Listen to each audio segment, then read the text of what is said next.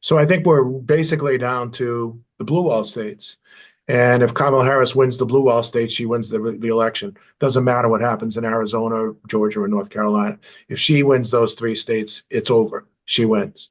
However, if Trump wins one or two of those states, then he's in a better position to win those.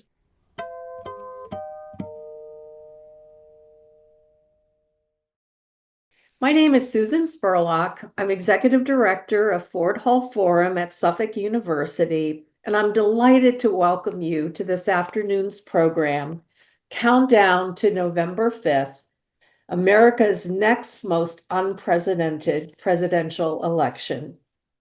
The 2024 election cycle has been a roller coaster ride, to say the least. We are so pleased to have David Paleologos, Director of the Suffolk University Political Research Center and one of the nation's most respected and trustworthy pollsters, with us this afternoon. He'll discuss the crucial issues motivating voters and the key demographics that could make or break this presidential election. It's now my pleasure to welcome back to Ford Hall Forum, Katie Lannon. Katie is the State House reporter for GBH News. And prior to that, she spent 7 years on Beacon Hill representing the State House and the State House news service. So Katie, I'm going to toss it over to you. Thanks so much, Susan. And I know there's a lot to talk about today as we inch up on Election Day in just a matter of weeks now. And with that in mind, Dave, I will turn it over to you and let you kick things off. Good afternoon, everybody, and welcome. Special thanks to Susan Spurlock, WGBH, President Marissa Kelly, who's been a big supporter of the Research Center. And as Susan indicated, we are in unprecedented times. First off, I would say if you're really a political junkie and you want to get a heads up and information about what's coming up, what poll trends we see, you want to get on Twitter, and it's my name. I know it's a long Greek name, but it's at David Paleologos. Say that 3 times fast. And also you have the Suffolk website, which is suffolk.edu/SUPRC. And on that website, you're going to see not only our latest polls, but you'll see the rankings of accuracy, both by 538 and realclearpolitics.com. So I invite you to check that out. I think beyond accuracy, Suffolk is pretty much most well known for our media partnerships. Suffolk University has more media partnerships than any other college or university in the country. So beginning with USA Today for national polling and a lot of its subsidiary media properties that they own in key swing states. We also poll extensively with the Boston Globe. We just released a Globe poll a few weeks ago. And then you see some of the other newspapers that we've partnered with either in the past in 2023 or will be partnering with in the next couple of weeks. Many of those media properties are in swing states. So that gives Suffolk University great exposure. I wanted to, before I get into some of the numbers, I wanted to speak about what makes Suffolk polling unique. Most people know Suffolk polling by the state polls that we do and the national polls. But there are pieces of research people don't know about that Suffolk students have actually pushed using our accuracy and using our media partnerships so that we can conduct research for them in different areas. And here are some highlights of that research. We polled the elections in France. We polled outside of the mainland on Puerto Rico, USVI. We polled only Russian American and Ukrainian American residents of this country. And that happened right after the Russian Federation invaded Ukraine. And there was some discussion about what Russian Americans here felt, and they felt actually a lot of similar sentiment as Ukrainian Americans. We have pioneered city view polling on race, policing, and other major issues. We've done numerous big city surveys in LA, Detroit, Louisville, Oklahoma City, Milwaukee, Miami, many others, Dallas, Seattle. We've also done issue-specific polling without any politics questions on issues like sexual harassment and sexual assault, an entire national poll just on that topic. Again, very interesting topics for students at the university. We've done a Main Street poll with the Sawyer Business School. It's kind of a kitchen table survey on economic issues. And then you can see some of the other issues below that, including Black likely voters in Michigan and Pennsylvania. Now, you would say, well, why does that matter? Why aren't you just polling all voters in Michigan and Pennsylvania? And the reason is because there were Suffolk students who knew at the beginning of this year that the nuance of Black-only voters in Michigan and Pennsylvania would be significant. And this research was the largest research of likely Black voters in Michigan and Pennsylvania of anybody in 2024. Most subsets of Black voters come from statewide polls, and they only have 120, 150 respondents. These Suffolk polls were 500 likely from each of those states. And similarly, last week, we released an exclusive poll of Hispanic-only voters in Arizona and Nevada. Really important research that I encourage other pollsters and other universities to take a look at. And finally, our unregistered unlikely voter polls in 2012, 2018, and 2023. We'll get to that in a minute. These are very important pieces of research as it pertains to this election in 2024. And also bellwether surveys, another area where this research center is unique in that we poll swing areas that determine where the statewide vote is going to be, meaning when these counties, for example, swing to Trump, the statewide vote swings to Trump. When these areas swing to the Democrat, Biden or Harris, the statewide vote swings to Harris. So I mentioned earlier unlikely voters. Now, the typical road travel by any campaign is likely voters, right? You're going to see this over and over and over again. Who are the super voters? Who are the likely voters? Who are the registered voters? And everybody's going to hone in on likely voters. But what about that big pool of people who are unlikely voters? Unlikely voters in the United States can be people registered, they just don't show up to vote, or unregistered. Now you may say, well, who cares about unlikely voters? They don't vote. Why do we matter? Why do they matter? And is it a big enough group of population that deserves Suffolk's attention to examine? And here's this interesting stat in November of 2020. So in November 2020, the presidential election saw the most votes ever cast for a presidential candidate. Joe Biden has broken the record. He received 81 million votes in 2020, set a huge record. You see what Donald Trump received in a losing effort, and but 82 million eligible voters. This was in the last election in 2020, did not vote. Now, who are those people? They're mostly younger people, younger residents. They could be persons of color. They could be people who are disproportionately disabled. We found a high proportion of people who self-identify as having some disability. Or they could be people who are just living their lives and they're disconnected and they're disillusioned by the two-party system.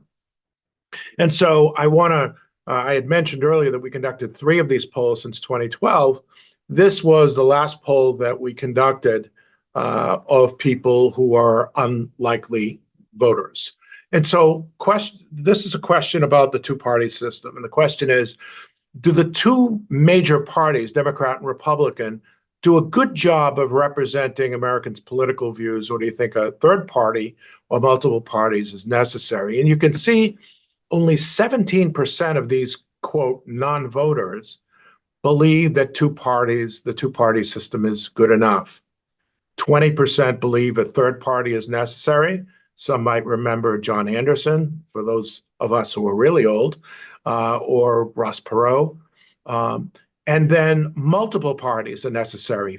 44% Think about that. So if you combine the 44 and the 20, you've got nearly 2/3 of these non-voters who just don't feel the two-party system works for them. They don't feel a connection to it, and therefore they don't vote. However, when you ask them, if you knew that your vote could swing a close national election, would you then register or would you then vote if you are registered? And look at, this was at the time when Biden was the nominee, 68% of potential Biden voters who don't vote said that if they thought that their vote would count, they would either register or they would get out and vote. 70% of Trump voters who are non-voters said that they would get off the couch and that they would vote. And, you know, from all we can see in the 2024 election, this is a close national election, at least at this point in time.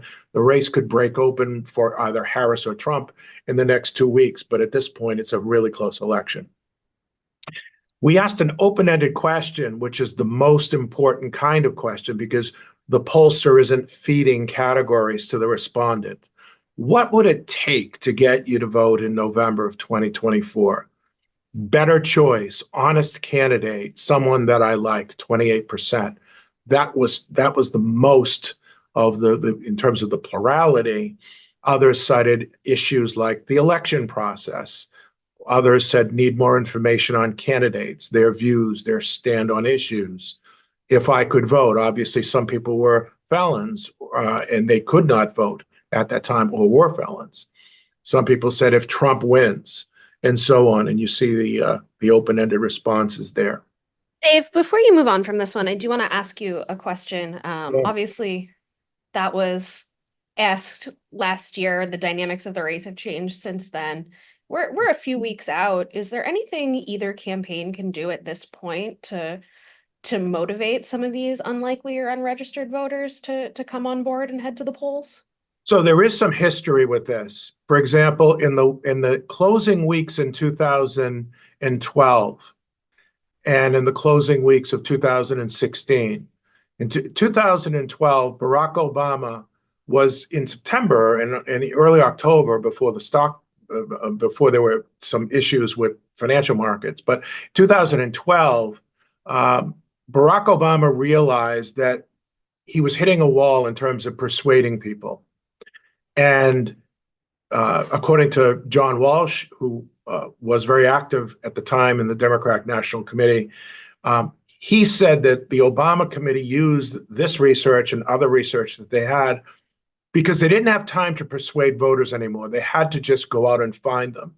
And so what they calculated correctly in 2012 was if we can find just find the demographics that we need of people who don't vote, identify them and pull them out on election day, it could make a huge difference. Donald Trump did the same thing in 2016. He found people who didn't normally vote and he pulled them out in 2016. So the research has been used on both sides by campaigns and can be used, to your question, over the next 2 weeks.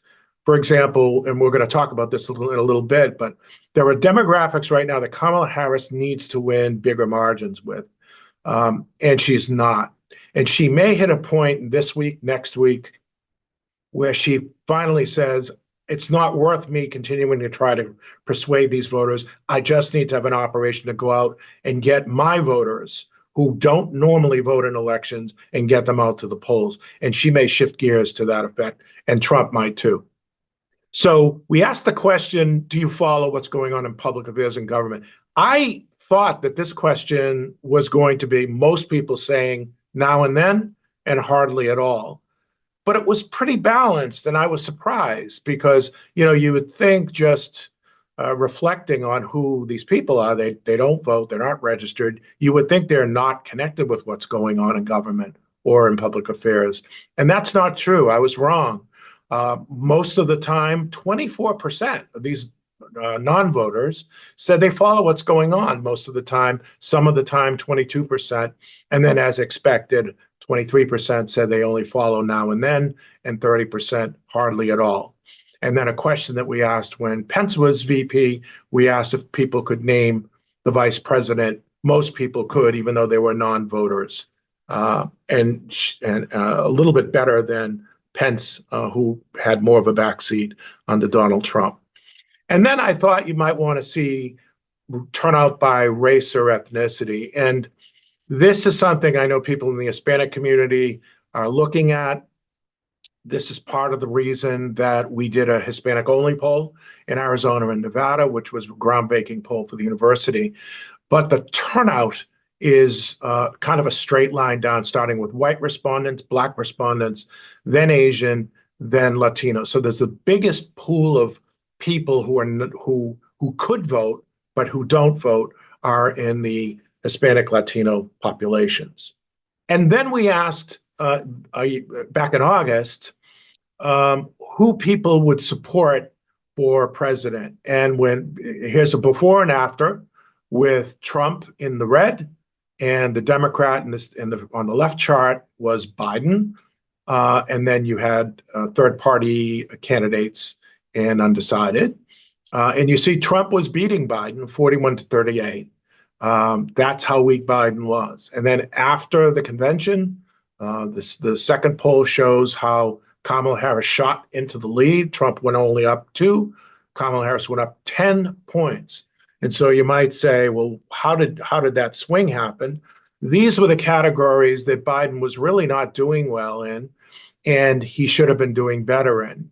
You could see Trump winning against Biden, lower income, younger voters, even Hispanic voters, and Black voters. Biden was only winning by 47, and that's, I'm not being funny, but the margin that Biden won Black voters by, and according to the exit polls in 2020, was 85 points, a margin of 85 points. Biden won Black voters by a margin of 92% to 7% in the exit polls in 2020. So the Biden plus 47 was actually a bad number. And then you see how Kamala Harris flipped all of these categories and extended her lead among Black voters and opened up a lead among Hispanic voters. So it was clearly the smart move to make. Now, having said that, this was a poll that we did in August, right after the Democratic National Convention. And there was a recorded bump for Kamala Harris showing her winning by 5 points. And I will say she's done an amazing job turning around these weak Biden demographics, but she still has a ways to go. She's not quite at that plus 85, and she needs to be a little bit higher, maybe plus 24, 25 among Hispanic voters, but going in the right direction for her. So I wanted to share a couple of the Hispanic polls to see where the vulnerabilities are. So both Harris is winning in both states among, this is only Hispanic voters. This isn't all voters. So among Hispanic voters, 57-38, not a bad lead, 19 points, and 56-40 in Nevada. Again, a sizable lead. So I think we can conclude from this that not only will Kamala Harris win Black voters overwhelmingly, she will win Hispanic voters nationally as well. The question is, will she be able to win by the margins that she won by in 2020? For example, in Arizona, the margin was 61-36, a 24-point margin. In Nevada, it was 61-34. So she's in the high 50s. She's close, not quite there yet. And Trump is polling a little bit higher than he should, according to the 2020 exit polls. And part of the reason that he is scoring better is young men. This is a graph of the Arizona numbers among young men, young Hispanic men. And you can see here that young Hispanic men are choosing Trump in Arizona by 51-39 and choosing Trump in Nevada by 53-40. And when we asked these same voters who they voted for in 2020, if they did vote in 2020, it was much closer.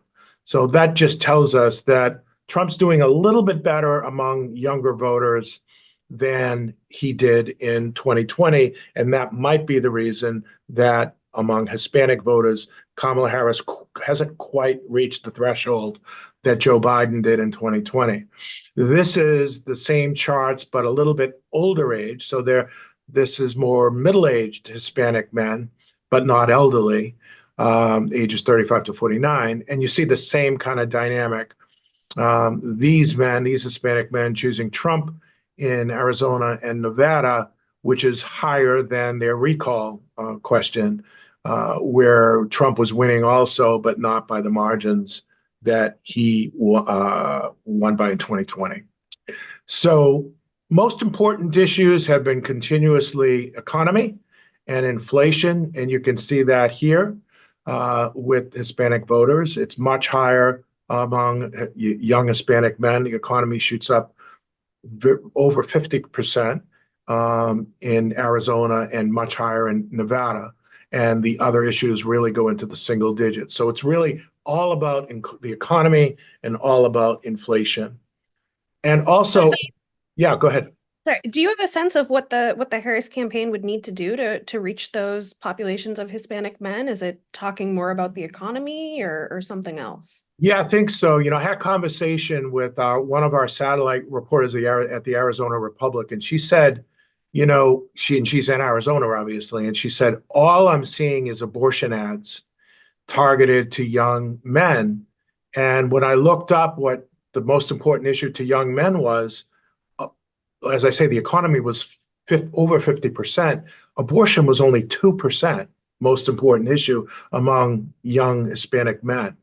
So I think there's a missed opportunity for Harris there, where there's just this browbeating going on exclusively targeting abortion rights. I think abortion rights does play well. There's an abortion rights question on both these ballots, the Arizona and Nevada ballots. So I think it's worthwhile, but they need to micro-target and maybe separate younger men who, believe it's an issue, but it's not the most important issue to them. So I think it's the pressing of the issue to the wrong demographic, and thereby you have this disconnect.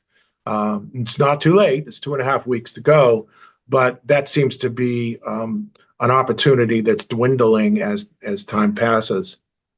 And as I mentioned, abortion rights is on the ballot, and this is an important piece of this because both, they're called different things, but the Arizona ballot question is carrying easily.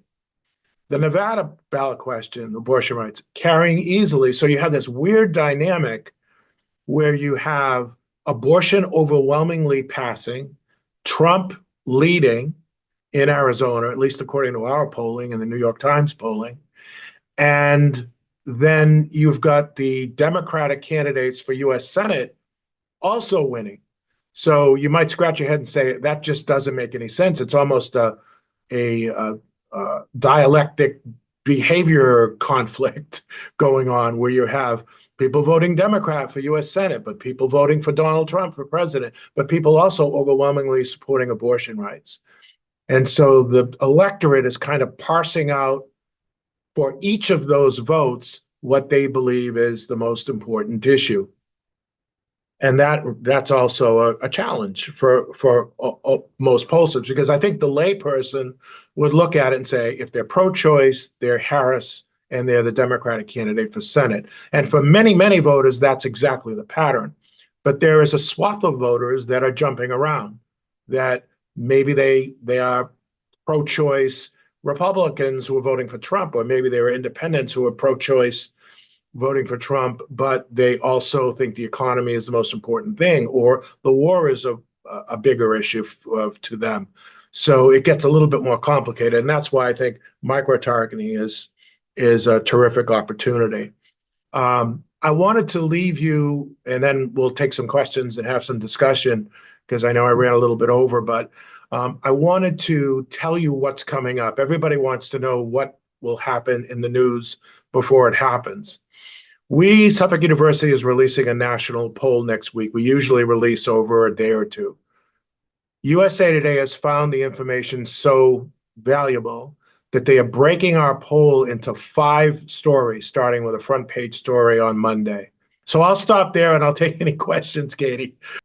Awesome. Yeah, it looks like there's a lot to watch for coming out next week, and beyond. I do have a few questions of my own I want to pepper you with, Dave, as we're Right looking away. ahead, including when will we know the results of this election? How are we going to figure out who won here?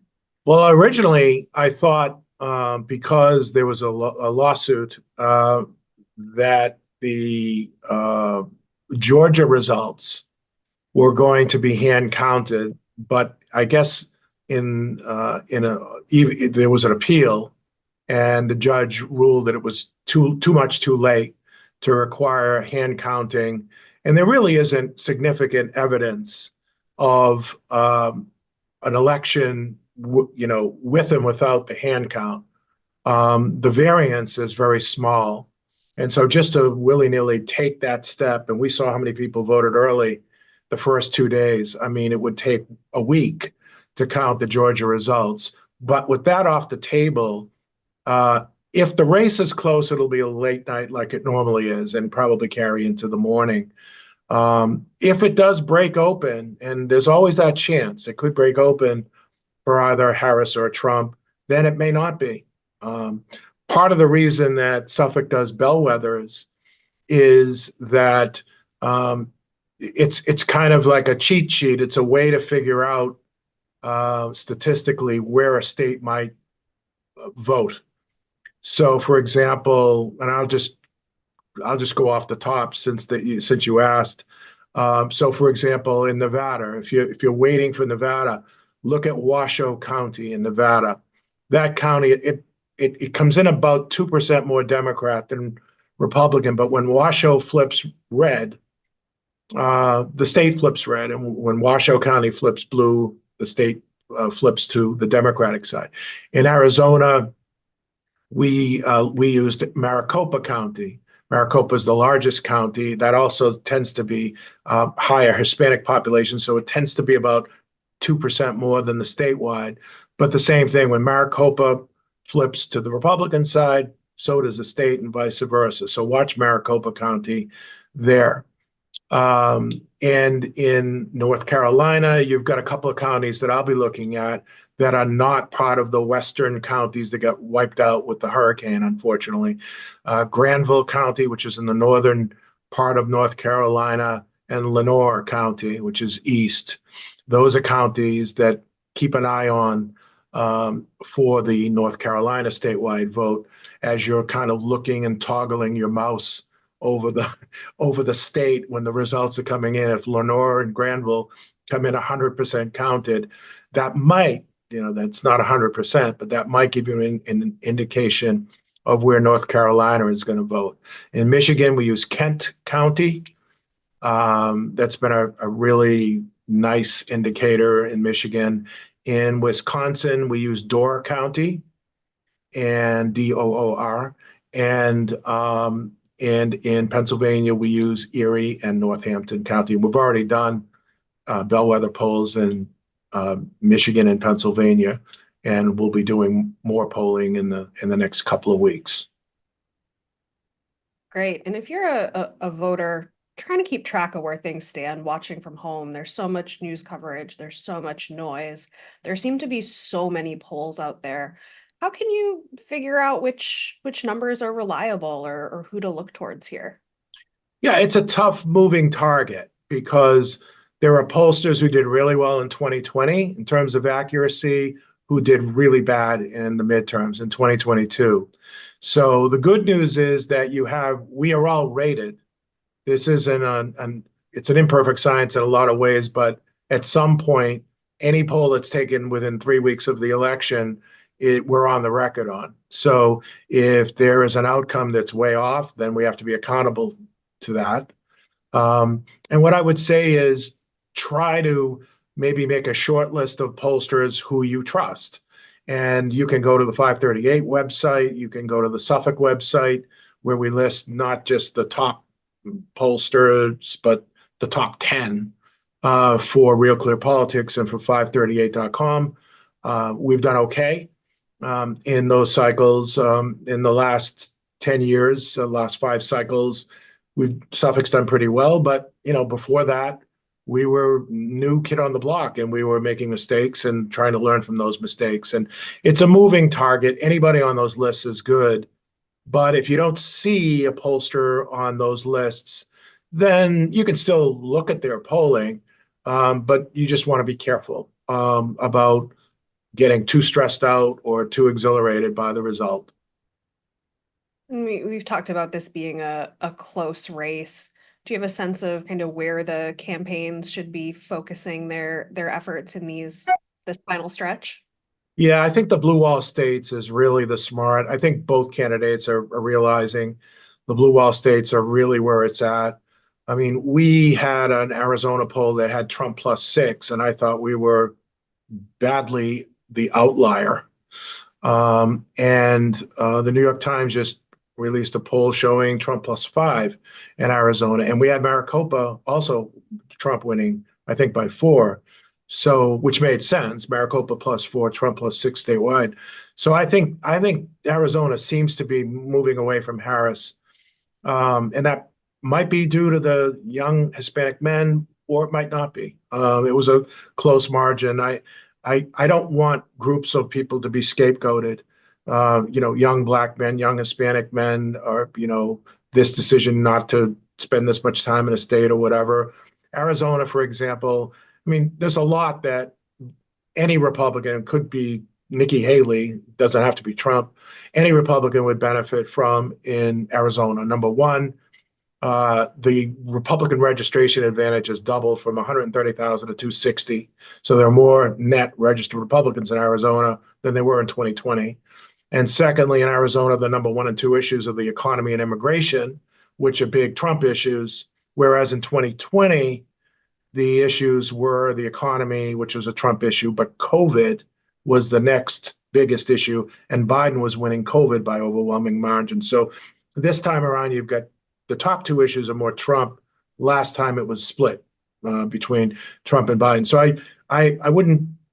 I don't think spending time in Arizona is time well spent. You can send surrogates. I think President Obama is going to be there tonight to try and rally Hispanic voters. But I think Kamala Harris and Donald Trump need to be in the blue wall states. North Carolina, as I said, is going to be tough to poll. So be skeptical of any polling in North Carolina because so many of those western counties have been taken down with the hurricane, and then they're in rebuild and repair mode. So getting the correct quotas in North Carolina in those regions is going to be difficult. Georgia, a lot of early votes in Georgia. I've seen it's kind of breaking to Trump, but it's very close. It's within the margin of error, and a good turnout by either side could win that or flip that. So I think we're basically down to the blue wall states. And if Kamala Harris wins the blue wall states, she wins the election. Doesn't matter what happens in Arizona, Georgia, or North Carolina. If she wins those 3 states, it's over. She wins. However, if Trump wins 1 or 2 of those states, then he's in a better position to win those. So we'll see as we roll out our next poll, and then after the national poll next week, we're going to be rolling out our blue wall state polls to lead up right up to Election Day. Awesome. Those should be interesting. One more from me, and then I'm going to move to some of the great questions we have coming in from our audience. As you talk about, I'm struck by the question of in Arizona and Nevada squaring the support for abortion rights with the support for Trump there. What's different when you look at somewhere like Massachusetts, where we've got a lot of voter support for abortion rights, but also here, it's the Harris campaign that's got a strong lead. It's the Democratic Senator Elizabeth Warren who's far ahead in the polls. What makes that so different, dynamic different? So it's a great question. And the answer is the makeup of independents. So the makeup of independents in Massachusetts is left leaning, which is why, I believe Harris wins by 30 and Elizabeth Warren will probably win by around 30 or 25. And because it's not only just independent women who are pro-choice, many men in Massachusetts are pro-choice who are independents. It's a little bit different in Arizona. The composition of the independents in states like Arizona and Georgia and even North Carolina, for that matter, tend to be, we would think of independents in those Sunbelt states as Republican being from Massachusetts. But they're not. They consider themselves southern states that they're registered as independents. And so because of that difference in terms of ideology, whether they say they're liberal, moderate, or conservative, that kind of thing. And so in Arizona, therefore, you have independents, many of whom are men, who will vote for Trump, and many of whom are women who will vote for Trump and the abortion question. So, I mean, Arizona, I think you would see more women, independents, and Republican women too, who might vote for the abortion question, but also vote for Trump. Great. And moving over to audience questions, I'll jump in with one that's a little bit related. Do you anticipate more split ticket voting in 2024, where voters select one party for president and the other for senator or Congress? I don't think so. There are some states where you have the ability to ticket vote, meaning you go in and you make one selection, and everybody on the Republican side is picked, or everybody on the Democratic side is picked. So that structurally doesn't change.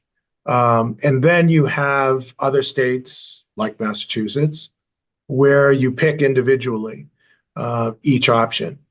And so, I mean, I was thinking about the choice issue in Arizona and Nevada, and people are bouncing back and forth from pro-choice to not a lot, from pro-choice to Trump to Gallego, the Senate candidate for Senate in Arizona, people who might like Trump and not like Kari Lake.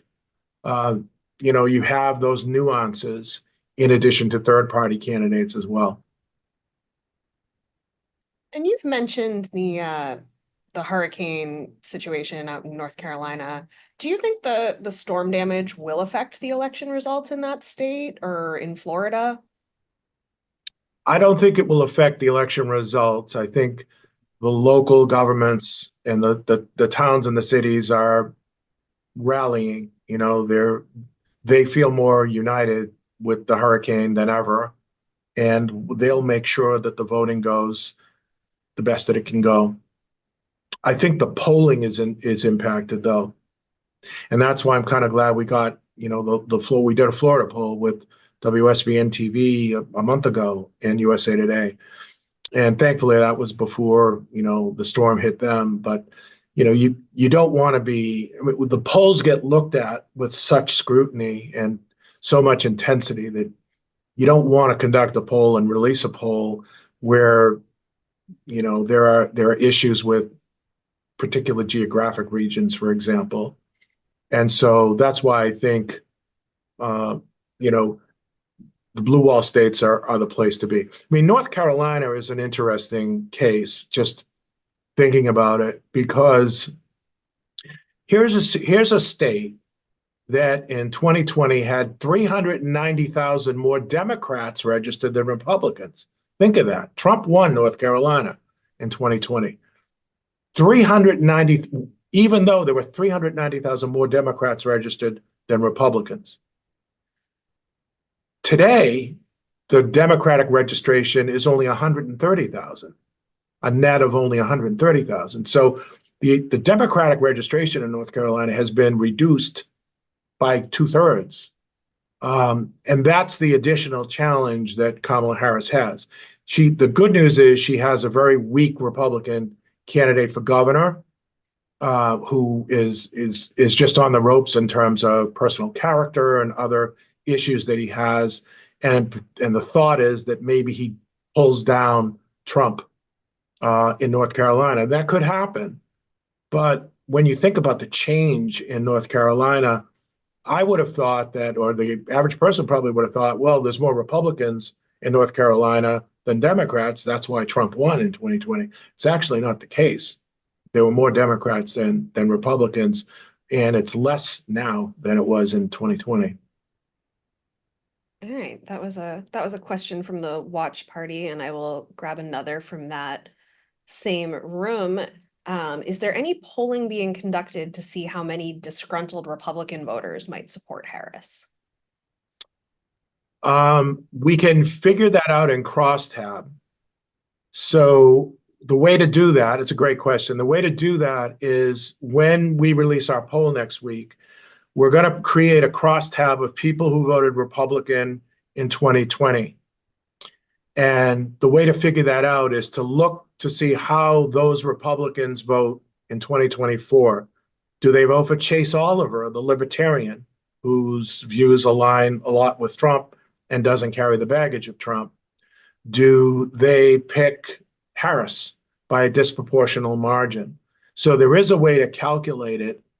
As a general rule, Democrats vote Democrat 90+%, and Republicans the same, which is why everyone always talks about independents. How are the independents breaking? Which independents are independent men voting more for Trump and independent women voting more for Harris, that kind of thing. But there is a way to figure that out. And if you want me to help you with that, email me and I'll find that crosstab for you when we release the results, and happy to share it with you. That's great. A Zoom question. Does early voting influence the election results and outcomes? It might. You know, right now in our national poll, I looked at the overnights. I think 11 or 12% of our voters in our poll had already voted. I don't know who they voted for. I can't wait to look at that crosstab, but I suspect by the time we finish the poll, it'll be like 15% because more and more people have voted. I'm sure you've already gotten your ballots and you may have already voted in the room or on Zoom.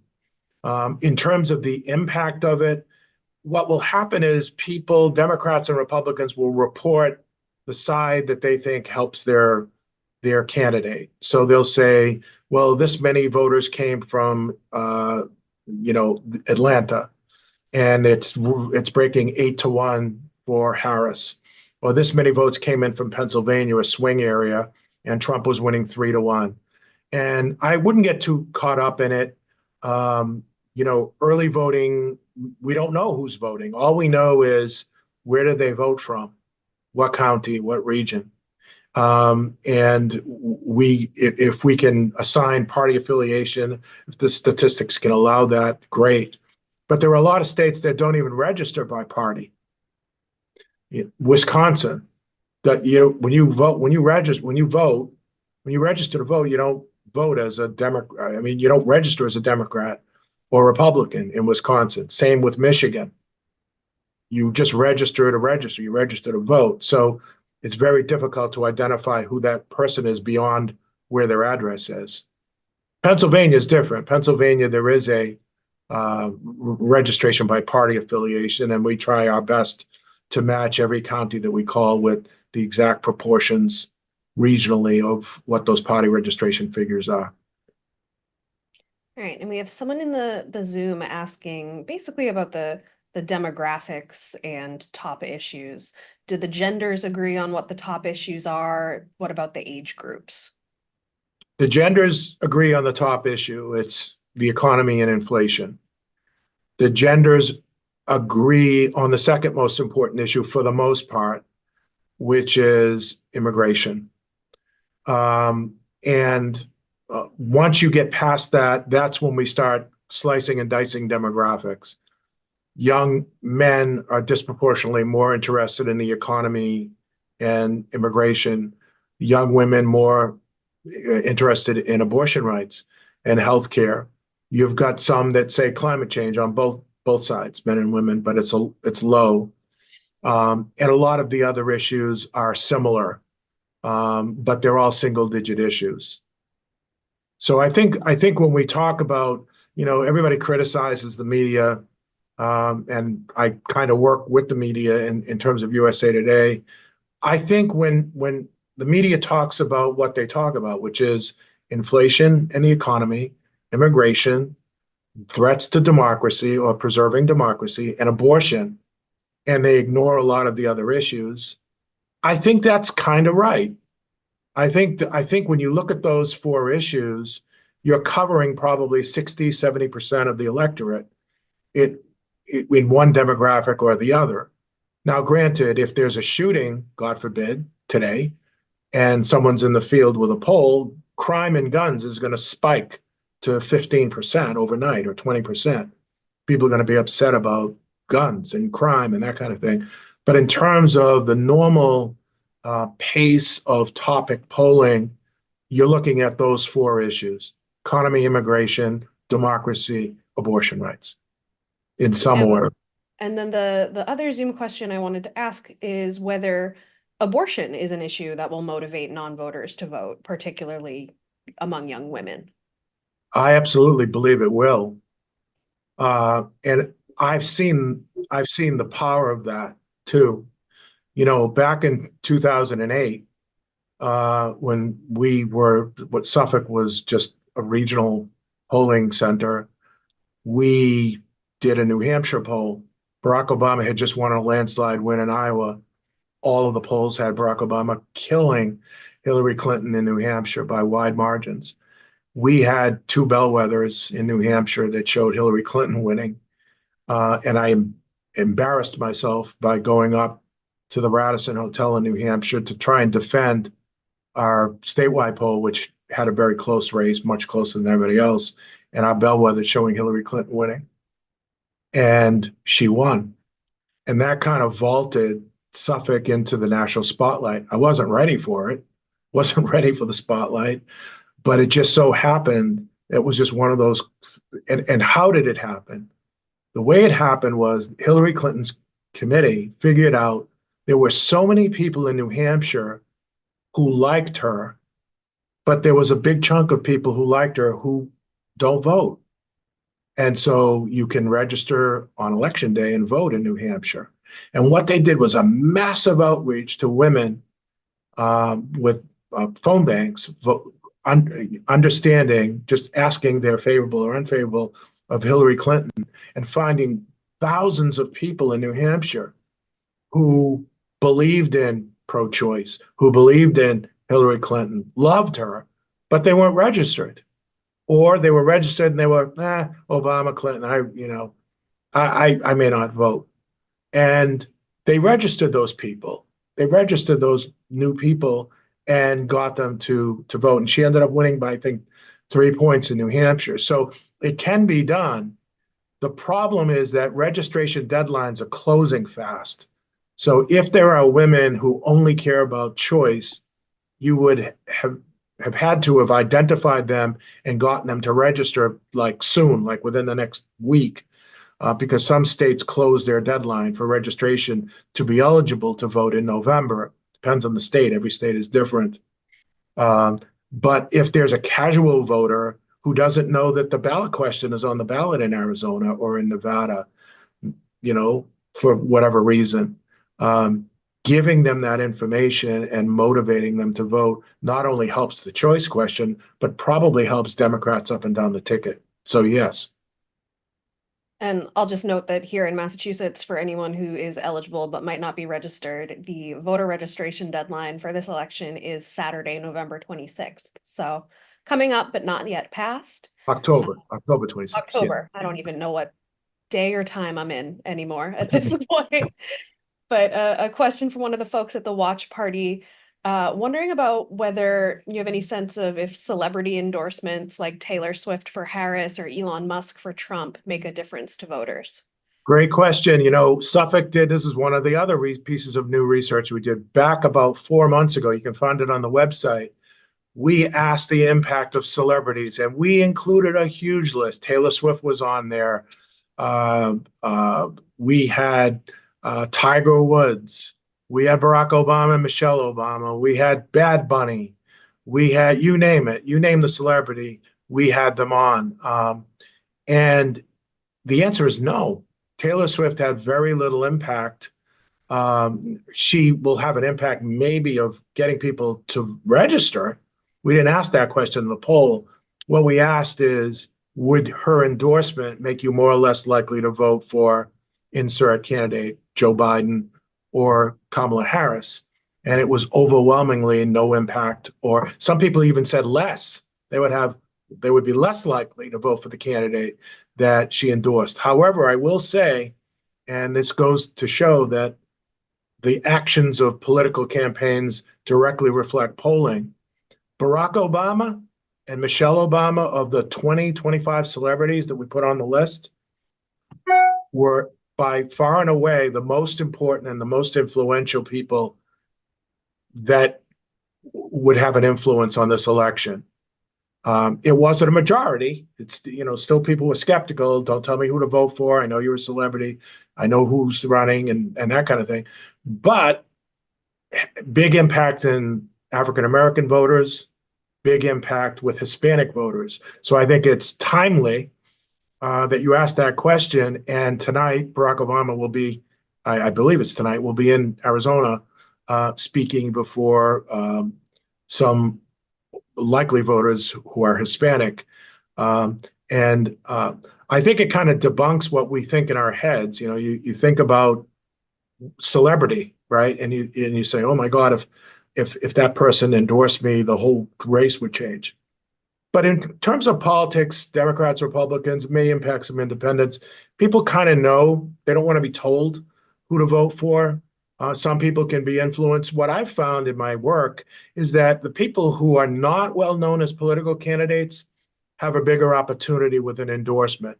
So if someone in the room is running for city council and a celebrity comes to your city or town and endorses you in your city council race, and most people don't know who you are, that's a big deal. That helps because people don't know who you are, and yet a celebrity has found the time to endorse you. But in this case, Democrat and Republican are pretty much well known here. So the impact is minimal, except in the case of the Obamas in 2024.